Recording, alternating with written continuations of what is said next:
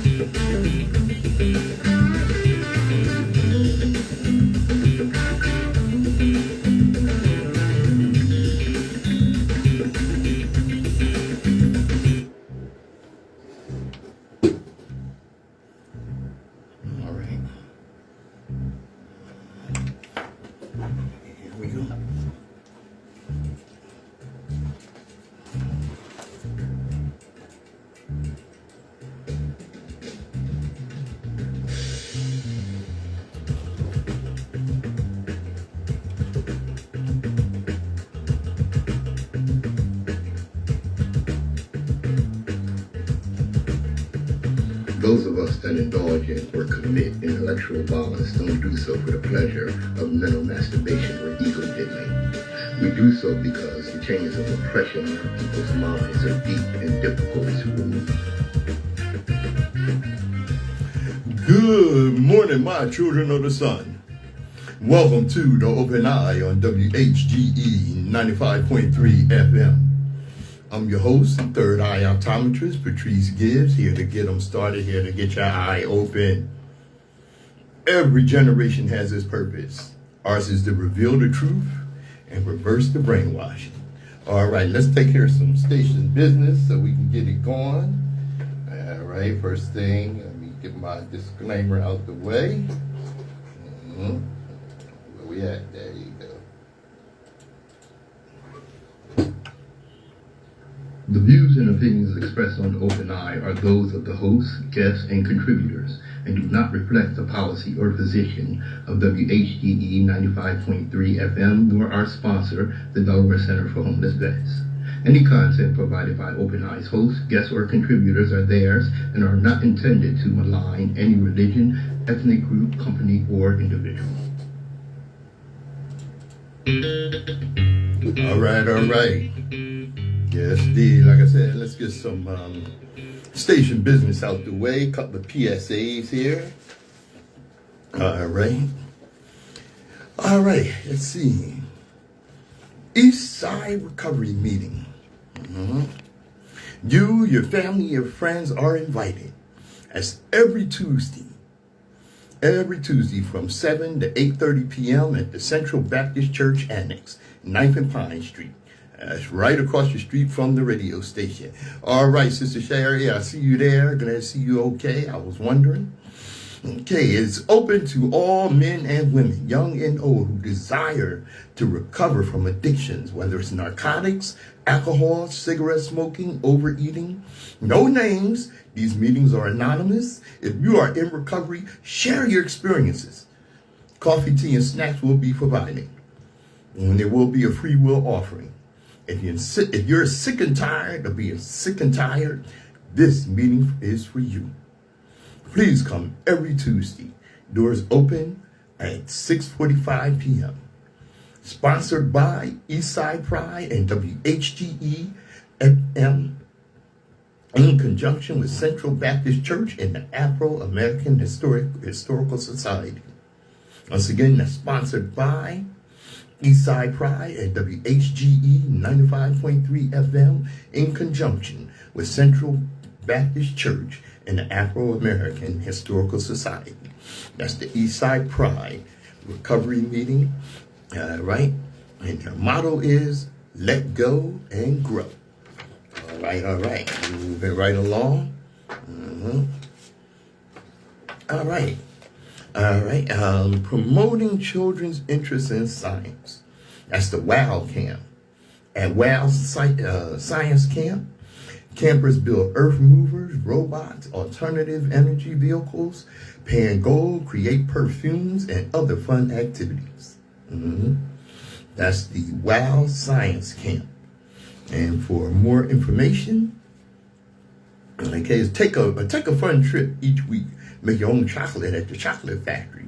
Play at the Crayola factory. Visit the Statue of Liberty, the Smithsonian Museum, and other exciting destinations. That's the WOW Science Camp. And you can visit them online at wowsciencecamp.org, or you can call 1-877-363-CAMP. All right. Yes, indeed.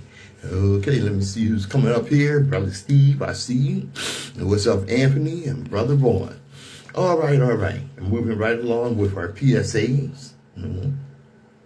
Are you a homeless veteran or in danger of being homeless? Then contact the Delaware Center for Homeless Vets and enroll in their supportive services for Veterans Families program. That's the Delaware Center for Homeless Vets. Get assistance with emergency housing and permanent housing, rental arrears, security deposits, and utilities. That's Delaware Center for Homeless Vets, supportive services for Veteran Families program at 302-842-2119. All right. Moving right along. Okay, let me get a little music in there for a minute. All right.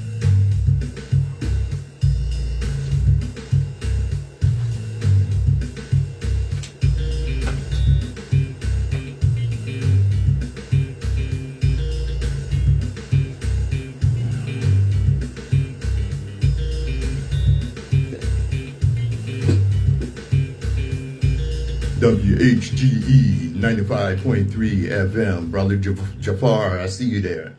All right. As always, I like to start off with some history. Okay.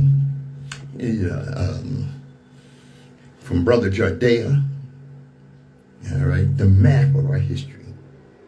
If you really wanted to dig in purposely, check this out.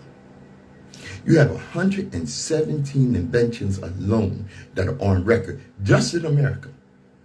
That means that literally everything you touch, sit on, watch, write with, and play with is likely a 78% chance it was invented by someone who looked like you. There are 176 post-classical and modern African kingdoms from North, South, East, and West Africa. That means literally you have a 94% chance that you are, no question, part of a lineage from some form of kingdom. You have 388 inventions in Africa just on record from the beginning of time. You had 22 different spiritual systems that have come as the root or branch of our connection to the universe and God. Africa is home to approximately 1/3 of the world's languages. Our population is evidence of the diversity of Africa's languages. In total, at least 75 languages in Africa have more than 1 million speakers. Not to mention, where did language begin? 7,000 languages spoken today originated in Anazia, South Africa. Cultural evolution made them unique. There are 9 African writing systems that predate the development of Latin, which is seen as the oldest writing system currently still in existence in Europe. 15 writing systems predate English, showing just how ancient the art of writing is in Africa. If I just stop here, not even adding in modern technological advancements and inventions by us, not even adding in the diaspora, and the fact that 71% of it was done under the most heinous, tumultuous, stricken, unfathomable conditions. It is indeed the most remarkable story of the world. And they want you to have a Black History Month. Let that sink in. We are the world. Let your behavior understand who you are and honor that. All right. Keep it moving here. All right, let me see. Did I want to go there? Yeah. Let me see. The rise and fall. Yeah. Okay, that's what I wanted. All right, we'll get around to this one in a sec. Okay. All right. The book that recently came out. 1919, the year of racial violence. How African Americans fought back. Read across America. 1919, the year of racial violence, recounts African Americans' brave stand against a cascade of mob attacks in the United States after World War I. The emerging new Negro identity, which prized unflinching resistance to second-class citizenship, further inspired veterans and their fellow Black citizens. In city after city, Washington, D.C., Chicago, Charleston, and elsewhere, including Wilmington, Delaware, Black men and women took up arms to repel mobs that used lynching, assaults, and other forms of violence to protect white supremacy. Yet authorities blamed Blacks for the violence, leading to mass arrests and misleading news coverage. Refusing to yield, African Americans sought accuracy and fairness in the courts of public opinion and the law. This is the first account of this three-front fight in the streets, in the press, and in the courts against mob violence during one of the worst years of racial conflict in U.S. history. That's the summer of 1919. The Red Summer of 1919. It refers to the fall, the Red Summer and fall, in which race riots exploded in a number of cities in both the North and the South. It makes me think of when I asked Uncle Richard, how far south you got to go to be South? He said, boy, you south of Canada, you south. Yeah, that's where one of the few towns to survive this racial terrorism, this white identity extremism, was Mound Bayou. Mound Bayou was an all-Black town in the Yazoo Delta in northwest Mississippi. It was founded during the spring of 1887 by 12 pioneers from Davis Bend, a fledgling Black colony impacted by falling agricultural prices, natural disasters, and hostile race relations. The migration movement was led by Isaiah Montgomery, former patriarch of Davis Bend. Purchased from Louisville, New Orleans, on Texas Railroad, Mound Bayou bordered a new rail line between Memphis, Tennessee, and Vicksburg.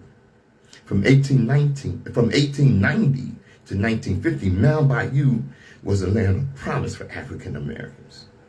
Encapsulated in this promise were self-help, race pride, economic opportunity, and social justice, and a self-segregated community designed for Blacks to have minimum contact with whites until integration was a viable option to Black freedom. Mound Bayou had a U.S. Post Office, 6 churches, banks, stores, and several public and private schools. Its economy depended on the production of cotton, timber, and corn, and being an agent for the L and T Railroad. Politically, Mound Bayou's mayor, Isaiah Montgomery, protected it from white violence through political accommodation. Montgomery also ensured Mound Bayou's growth by working closely with Booker T. Washington after 1900. Through his Lieutenant Charles Banks, Socially, Mount Bayou had an exceptionally low crime rate, high morals, i.e. no gambling or selling alcohol. Everyone had to be a useful member of the community. Through outlets like the town's newspaper, The Demonstrator, founded in 1900, Mount Bayou promoted education as an essential path to community survival. In particular,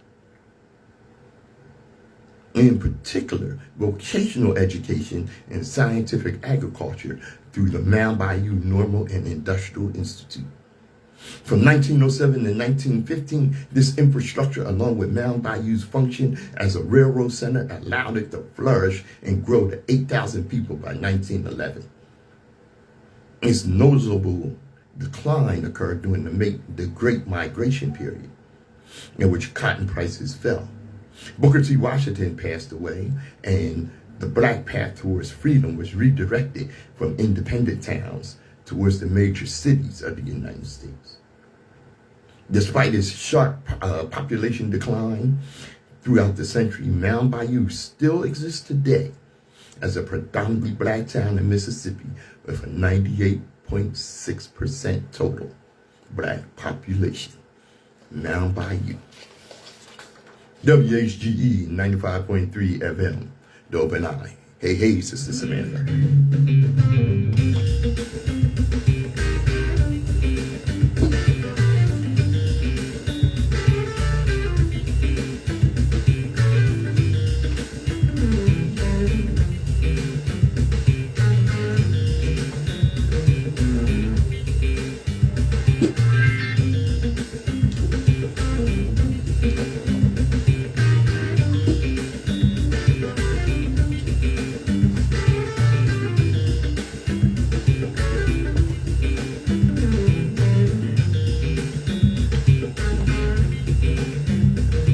WHGE 95.3 FM, The Open Eye.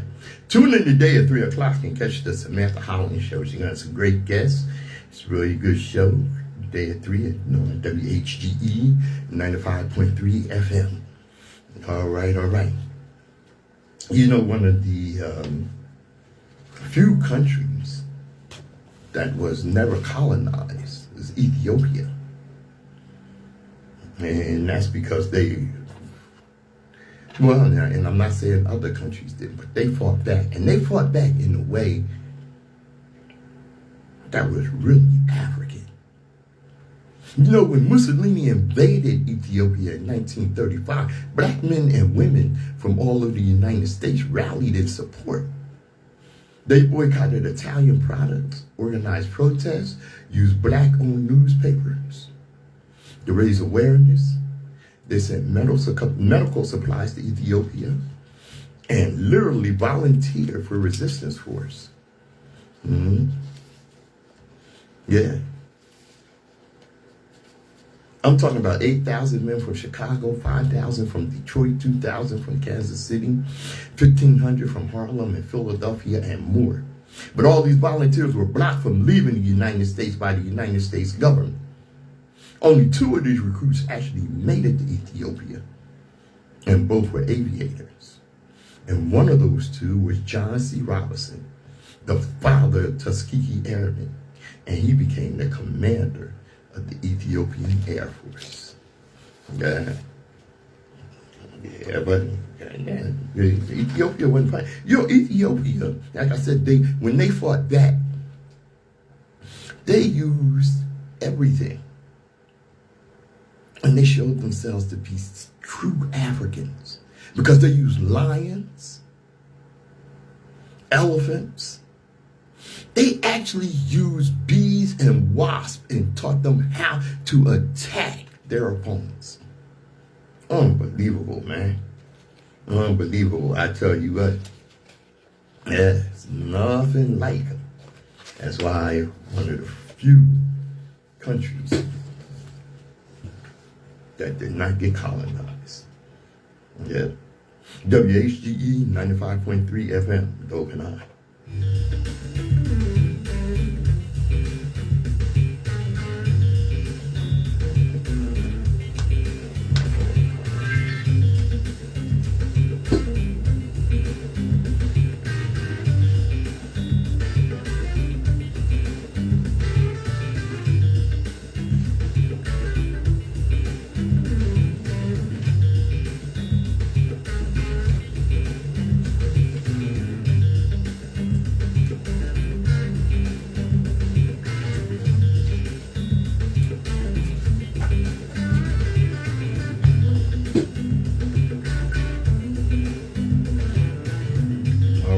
right, moving right along. This is Patrice Gibbs, your third eye optometrist. All right. You know, it's something how far, excuse me, a little feedback. It's something how far these white identity extremists will go.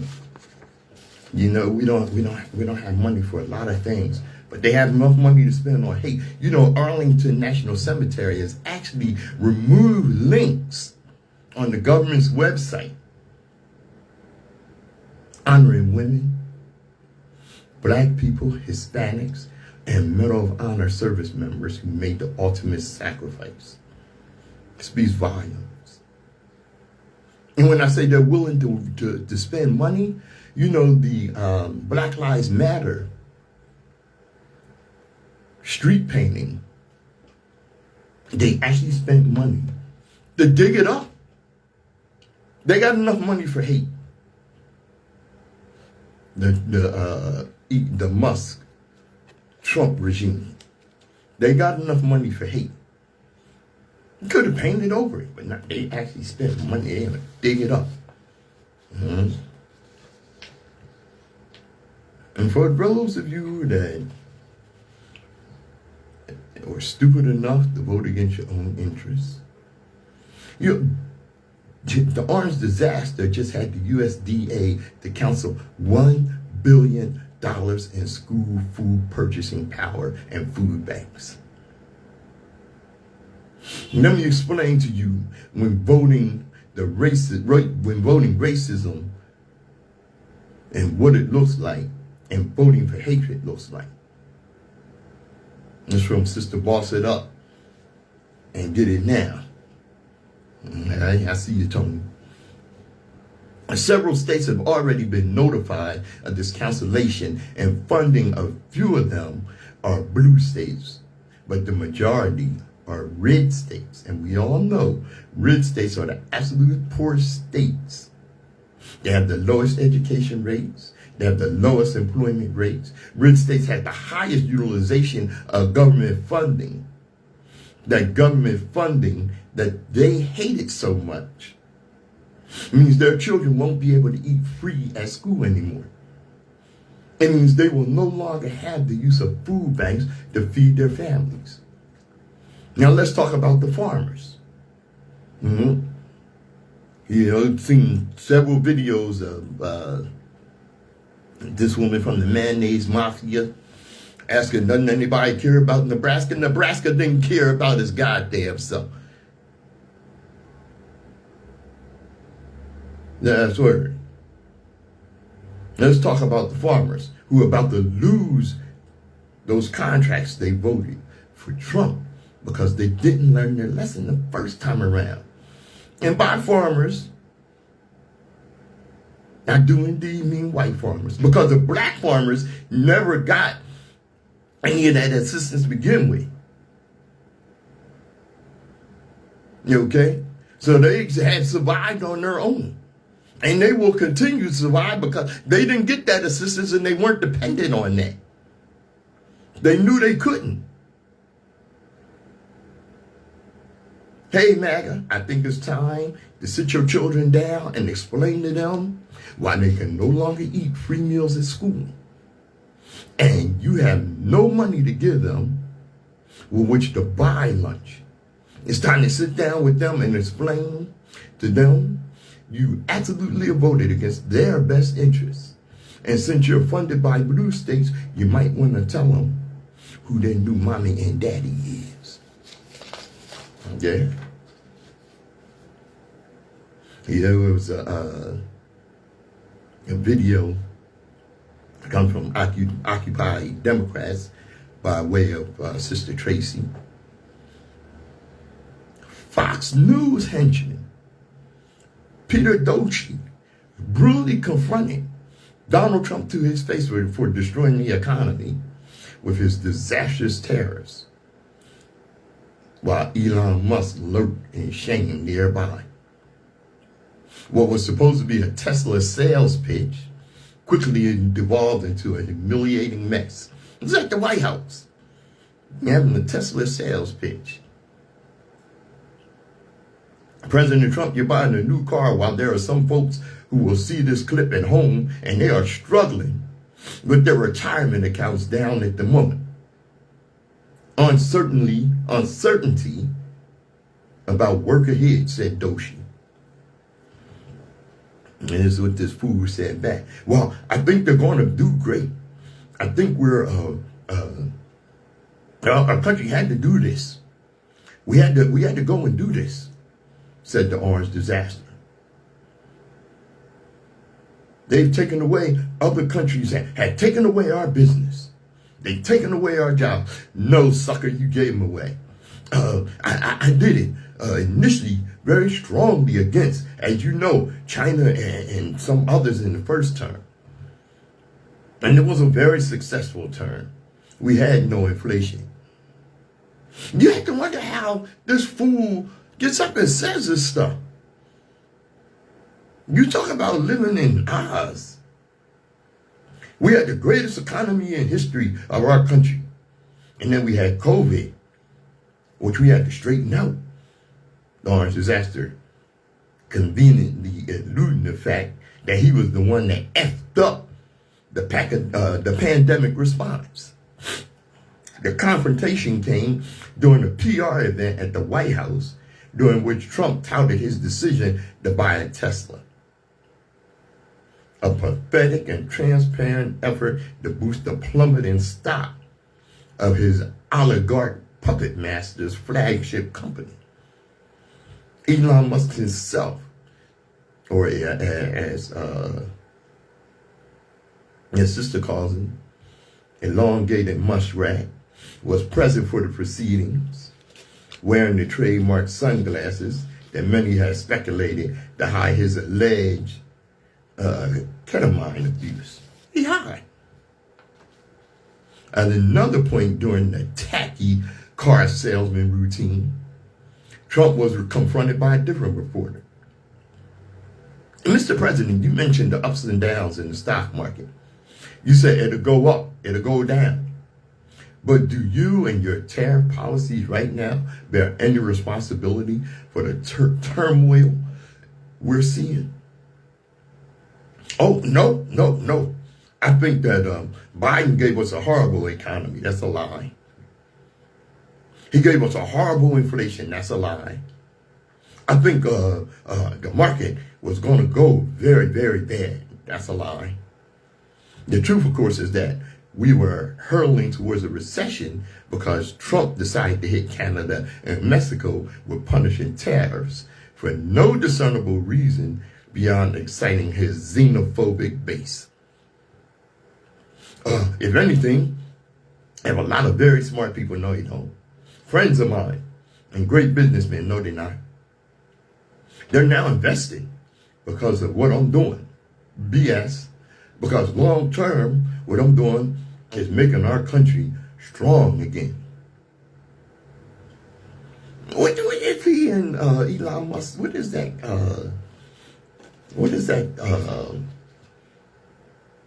Ketamine? What is that? I'm going to have to find out what that is. Because both of them are snorting it or smoking it or something. And the truth, of course, is, like I said, hurling toward a recession because of them tariffs. Financially strong, militarily strong, and strong. And we want to get away. Remember this, we have wars. When I left, we had no wars. We didn't have Ukraine and Russia. We didn't have October 7th. We didn't have that disaster that took place with the withdrawal from Afghanistan. And you look at what's happened there. Outside of the lie-riddled and inane remarks Trump spewed, the event itself was an utter disgrace. Using the White House to sell cars to a billionaire crony is a new low for the American presidency. This is the most corrupt administration in history. Yeah. And you know what? Never buy a Tesla.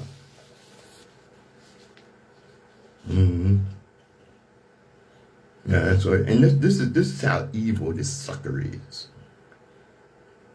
Breaking news: the orange disaster. His FBI shreds the rule of law by moving to criminalize. Now get this: they're moving to criminalize Habitat for Humanity and any other groups for receiving EPA grants during the Biden administration. This is a new level of evil. In a stunning new court filing, Citibank revealed that the FBI ordered them to freeze the group's bank accounts because they are allegedly involved in possible criminal violations, including conspiracy to defraud the United States. Habitat for Humanity, the Appalachian Community Capital Corporation, the Coalition for Green Capital, the Colorado Clean Energy Fund, and the DC Green Bank are some of the other nonprofit groups being targeted. But the list is lengthy. Anything that's helping people. The weaponization of the FBI is a blatant attempt to undermine the consensus around climate change so that the Trump administration can pump even more money into the pockets of fossil fuel companies. By claiming that it's fraud to take money to fight climate change, MAGA is aggressively pushing the false claim that climate change itself does not exist. A bunch of goddamn idiots, man. It wasn't enough for the Trump administration to simply revoke the federal grants in question. They're alleging fraud to intimidate and terrorize climate advocates everywhere. As deeply disturbing as these developments are, they're hardly a surprise. It's widely reported in the lead up to the 2024 election that the orange disaster met with oil executives and lobbyists at Mar-a-Lago and offered them a deal if they donated $1 billion to his campaign. They rolled back crucial environmental regulations once he retook the White House. Now he's making good on that promise. Fossil fuel companies are going to rake in record profits. The climate crisis will worsen, and the entire world will face the consequences of these oil barons' greed. And this is the crap that we're dealing with. WHGE 95.3 FM, the Open Eye.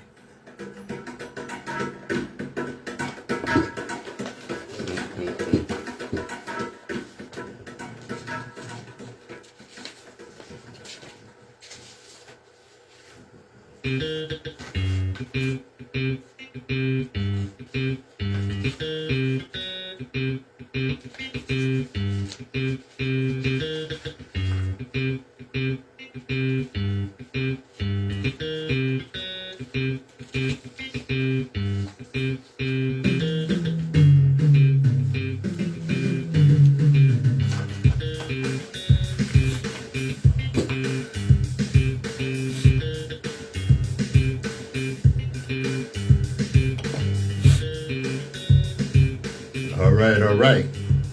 What is that? Yeah. That's Easy Slick by Patrice Gibbs. The powerful reason why white folks are afraid of a possible American dystopia. But black folks say, bring it on. Because black people have proven that we can and will thrive anywhere. You know, a lot of folks believe that President Donald Trump and his administration are ushering in dystopian America of sorts. One in which only white people will be able to survive without needing to fight one another over food. Which will presumably only consist of the rodents we're fortunate enough to catch.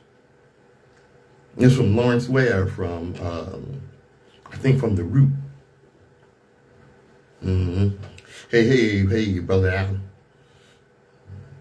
But while many prepare to adjust for this new normal, it'll be business as usual for black folks who have lived in a dystopia since the day we were torn from our homeland. That's why you always hear black folks say, we gonna be all right. Because we lived through worse. According to Oxford Dictionary, dystopia is an imagined state or society in which there is great suffering or injustice. But when have we not lived in such a state as black people? Was not the separation of children from their parents, brother from sister, the destruction of black families an example of a life lived in the bitter embrace of injustice? What about living through chattel slavery, being told that the divine created us for a life of servitude? Our ancestors had to fight for everything they received. Freedom, the right to vote, the right to live where we please. These were all gained not because they were given, but because they were acquired by those who would not take no for an answer. Those brave black men and women who dreamed a better future for their children and grandchildren. Those black people who would not rest until the rights they saw others enjoy was theirs. That is what it means to live in a dystopia. What we have survived is as bad, if not worse, than any author or filmmaker could envision. You may say 1984 by George Orwell is a dystopia, but what about 1719? The year of 1619. No, 1719, that's right. The year the first slave ship arrived in Louisiana. Perhaps you think Margaret Atwood's A Handmaid's Tale is an unrivaled dystopian vision. I suggest you research the experience of black women in America. Hey, Bessie.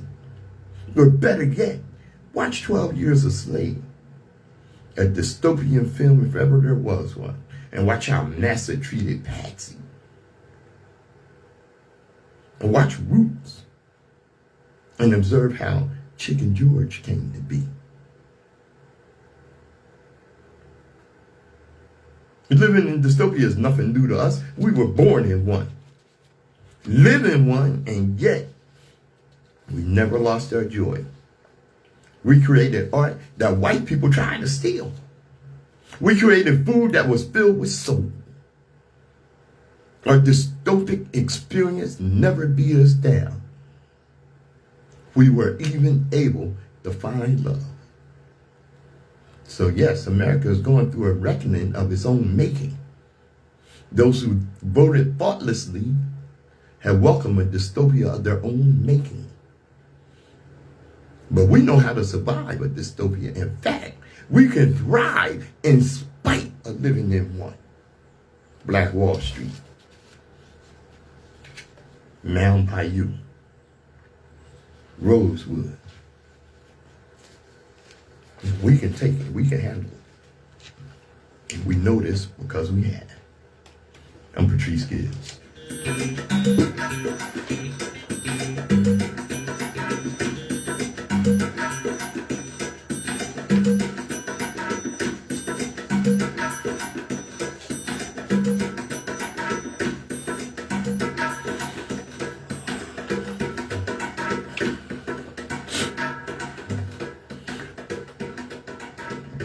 All right. WHGE 95.3 FM. Join Brother Alan Lawrence for the weekend review right here on WHGE 95.3 at 5.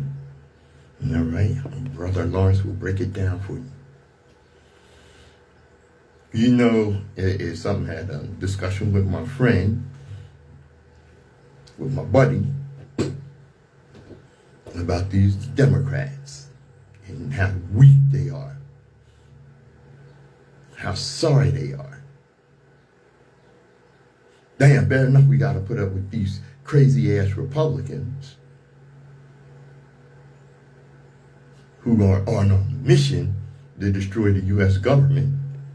Like I said, lead us into an oligarchy, dystopian society.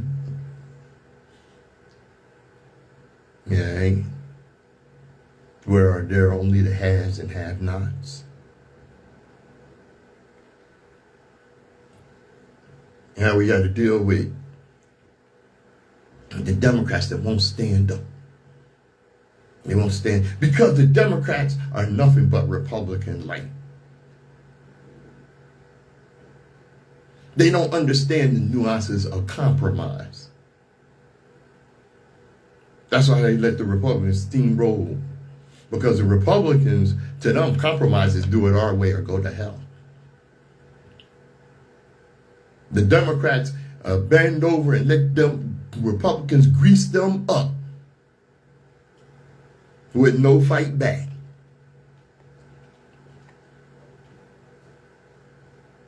Another part of the problem is the Democratic leadership comes from the last century. They've been in there too damn long. That's how you get a Senator Chuck Schumer selling out his whole party and the American people. And how did he do it? He did it by voting to pass a Republican off their bill to keep the government going. Missing the chance to take a stand.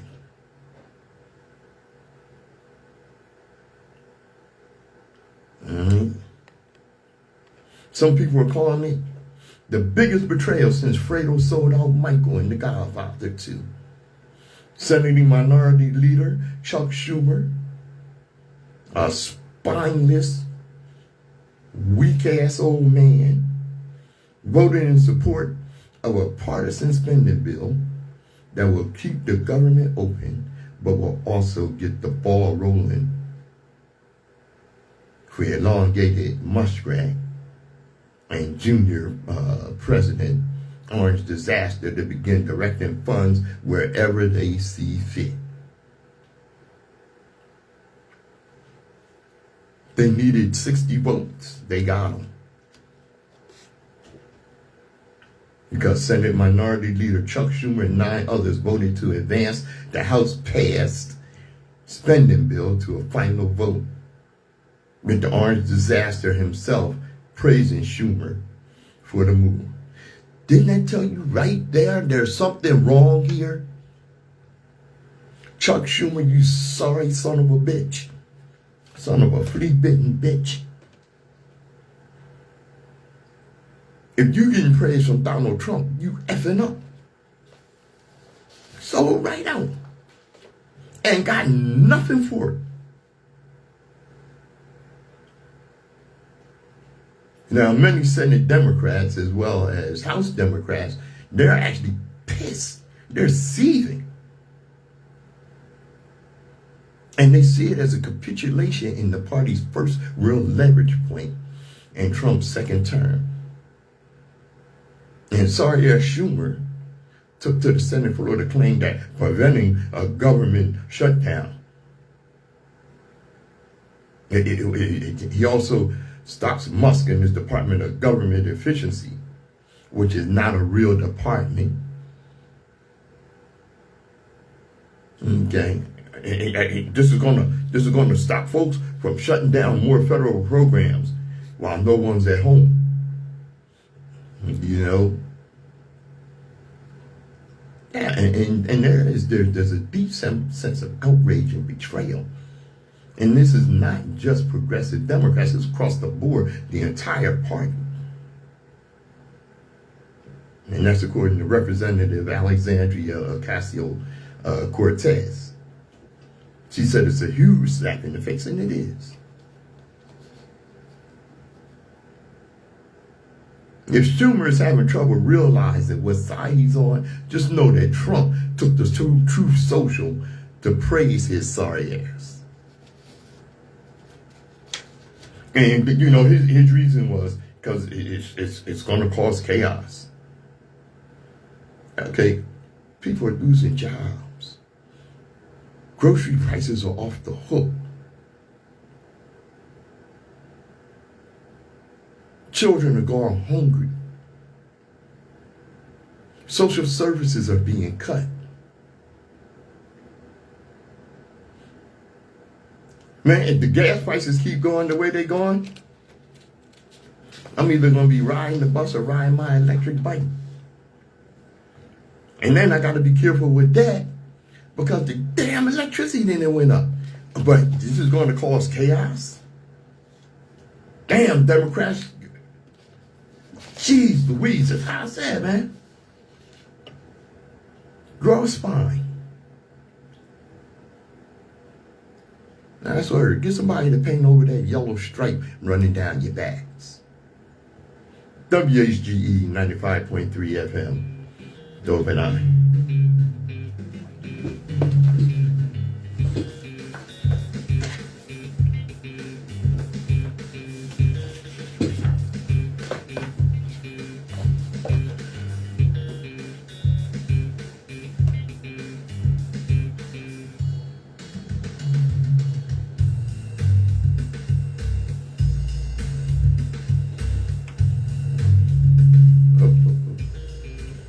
All right. Hope I gave you something to think about. I want to thank Sister Sherry for pointing this out. My homegirl, Sherry Bryson. All right. Good. All right. And this is from Politics Girl. It's pointed out to me by Sherry Bryson. Maybe do a little more research on it. Mm-hmm. And Politics Girl said, God, this idiot is everywhere. He got his greedy little fingers in everything. Who's she talking about? Elongated muskrat. Mm-hmm.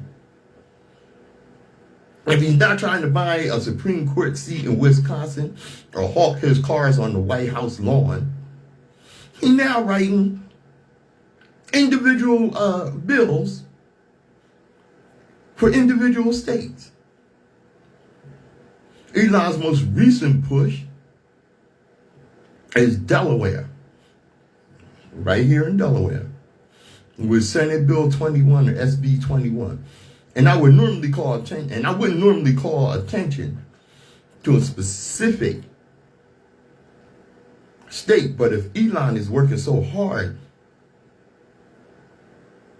for it to go one way, then I promise you, we needed to go the other way. The thing about Delaware is that it's one of those states that people like to incorporate their business in. In fact, the majority of Fortune 500 companies have incorporated their businesses in Delaware because, among other things, because of their fair and balanced courts when dealing with this matter. Which is why Elon Musk is so pissed off, because those courts have ruled against him. Now here's the thing. SB 21 doesn't come out of nowhere.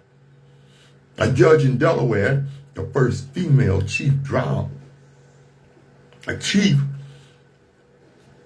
trial court judge,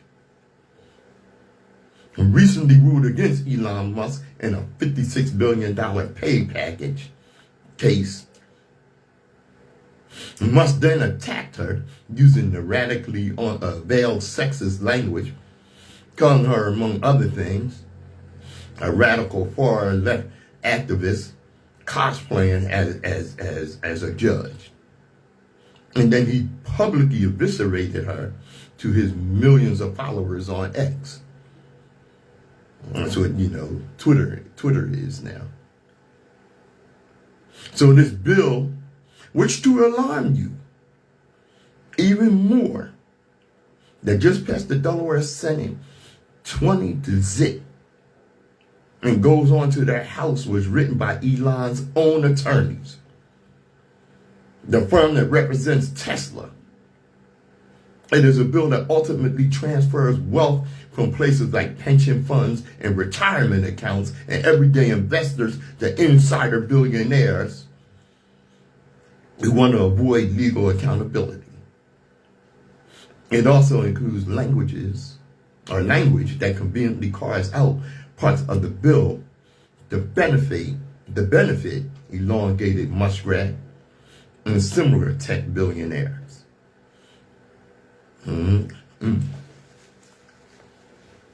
So SB 21 is literally Elon Musk rigging his own appeal, because the bill, again, written by his own lawyers, includes language designed to influence his pending Supreme Court case, with wording that tells the judges how they should rule. SB 21 is a blatant attack by Elon Musk and other billionaire majority shareholders to rewrite Delaware's corporate law to benefit themselves. And to be clear, this bill didn't go through any of the typical drafting and composing processes stakeholders like public and union pension systems. They were not given any chance to weigh in.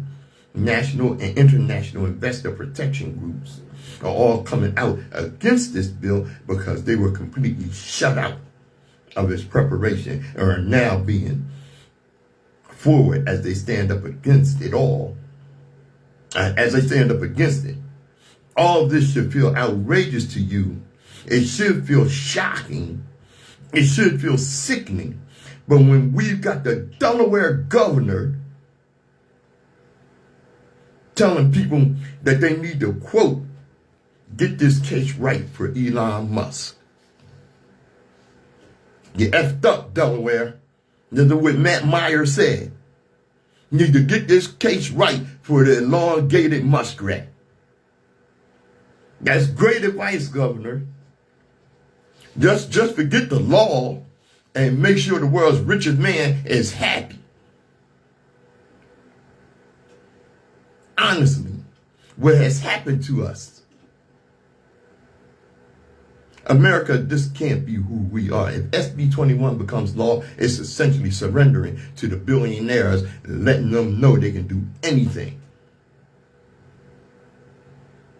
Anything now. Even use legislation they wrote to get their own way in court.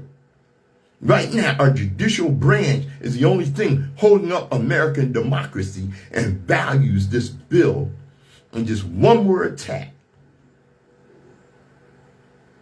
on how our country is supposed to work and how people like the muskrat are rigging it so it only works for them. I really need you to care about it.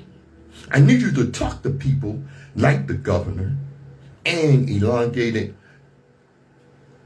are out here telling people that this bill protects what makes Delaware strong and that it'd be good for business. That's all a lie. SB 21 is a safe harbor for illegal immunity for corrupt corporate executives. It is toxic to the American people and unfair to any American business that isn't run by one of these men. The whole thing is gross. We are watching our country devolve into a cruel, stupid aristocracy. And I'll be honest with you, I'm sick of it. It's sick. Sick to death of it. Talk to your friends about this if you live in Delaware. Call Governor Matt Myers' office or your House representative and tell them in no uncertain terms that they should not be supporting this bill. If you are anywhere else in this country, talk to people about how out of control the elongated muskrat is. Because he isn't just in Washington or Wisconsin. He's everywhere. He wants everything. And we have to stop him. And that starts with stopping SB 21. What's up, John?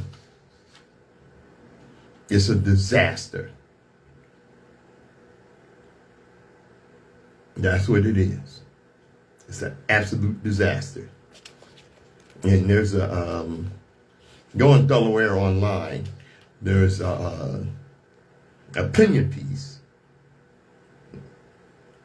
written by a Delaware lawyer are Delaware lawyers, William Chandler and Lawrence Hammermish. Wait a minute. No, that's not who it's by. Wait a minute. Let me get that right.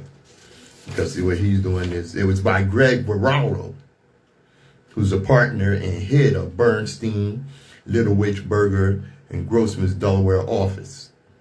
And he represented Richard Tornetta in his case against Musk and the Tesla board of directors. That's right. Like Brother Steve said, if it ain't broke, don't fix it. Keep Musk out of Delaware. Matt Meyer. WHGE 95.3 FM. The Open Eye.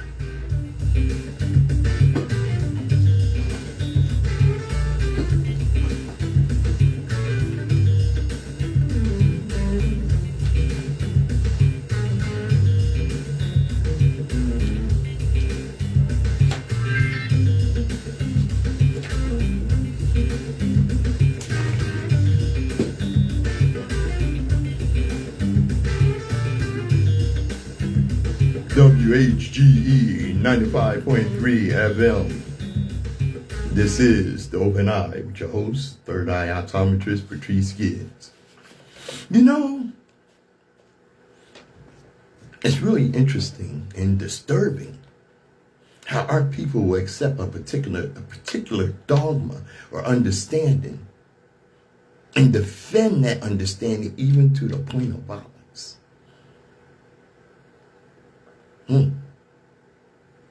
Even when presented with new information.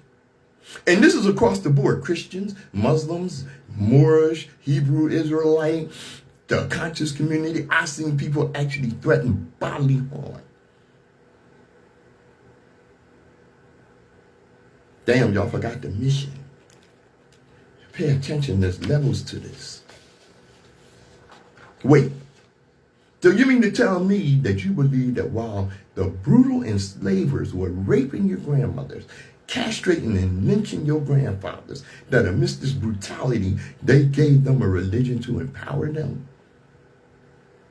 Moreover, that is the actual words of God? Really? You're kidding, right? And I'll tell you something.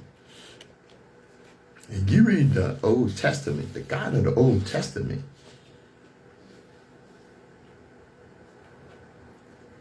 and then you can look it up. He turned Job over to the devil. He sanctioned slavery, human sacrifice. This is the God of the old Bible, of the Old Testament of the Bible. And when I say things like that, people say, oh, you one of them black Muslims, you Muslim. You cannot be Muslim and 100% African in your heart. Well, who said that? Our scholars said that. People like John Henry Clark, Dr. Joseph Ben Yochanan.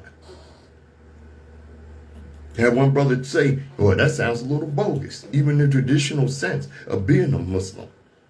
Now you're saying 45% of Africans are not African? In the divine meaning of Muslim, which comes straight out of the Quran of Muhammad, who was descended from an African. It says anyone who ascertains that there is but one creator is a Muslim, thus making the majority of Africans, with all their diversity of religion, who all believe in Akhenaten's concept, the one supreme deity, is Muslim. So all of so-called Africa are what then, if not submitters who recognize one creator above all other lesser deities? No.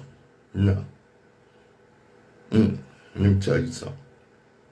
All the Abrahamic religions demonize Africa. That should be enough right there. But let's keep it real. Most Muslims of African descent are culturally Arab. Like Christians are culturally Euro. Ask any and they will tell you they are Muslim or Christian before they are African. Africans were introduced to Islam by Arabs, applying 7th century terminology, AD 7th century, to a spiritual political event that happened thousands of years prior in ancient Egypt. Ain't number wordplay. Claiming that Akhenaten began Islam because he began the one God concept is fallacious reasoning at worst. By this logic, one could claim that Akhenaten began Judaism, as it was monotheism. As we know, the Abrahamic religions stole and corrupted their spiritual systems from Kemet. One can come to the wrong conclusion if they don't know Islam. What is Islam? Well, Islam is the Arab tool of imperialism. Just like Christianity is the tool of imperialism for Europeans. Islam did not spread in Africa by the quality of its truth, but by the quantity of its violence. The spread of Islam in West Africa between 639 and 708 AD, Arab Muslims conquered North Africa. Islam first reached Ghana through Muslim traders and missionaries. Sound familiar? Many Muslim merchants and traders settled in Kumbi, the great marketplace of Ghana. In the 11th century, Muslims from the north, called Almoravids, waged jihad, holy war, in West Africa. The Abrahamic religion spread by the quantity of its violence. And dipping the mythology in chocolate does not make it real nor African. Since the inception of the Arab slave trade in Africa, it was a common practice for elite Arab males to be assigned an African slave or companion of the same age. Often these companions rose in power beside their Ikhwan, or Arab brother. Thus Bilal, who was Muhammad's companion, was likely a slave.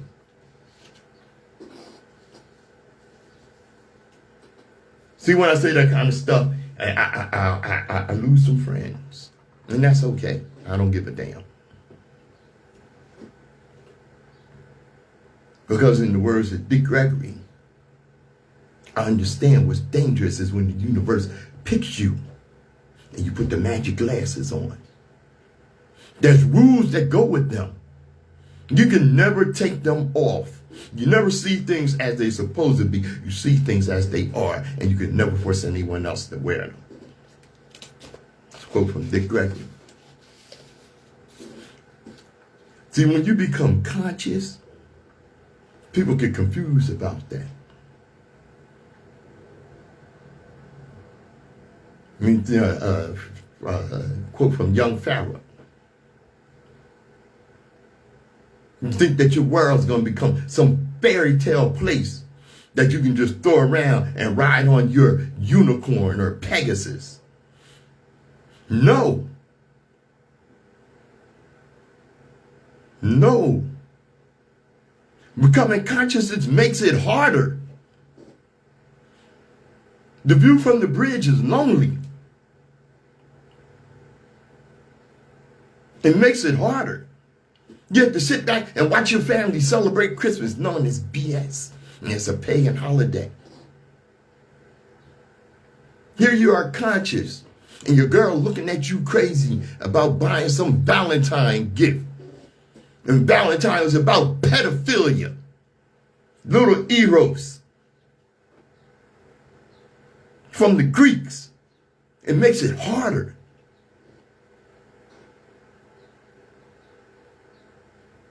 That's word. And you got to try to convince your people to stop arguing stupid stuff when you see what's going on.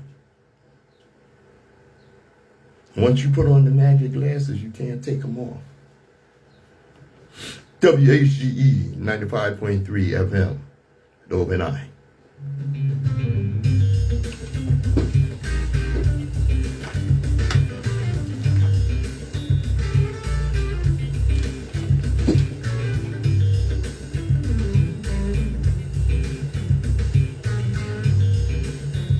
Yes, indeed. All right. Closing out. And I always say, hope you learned something. Because I learned something before I came in here. And today at 12:30, I'm going to have a special broadcast with guest Ty Robinson, a local activist. So you can come back for that. All right. Like we always tell you, destiny determines who enters your life, but you decide who stays. Therefore, value those who value you, and don't treat those as a priority who treat you as an option. This has been Open Eye. Thanks for joining me. I'm Patrice Gibbs.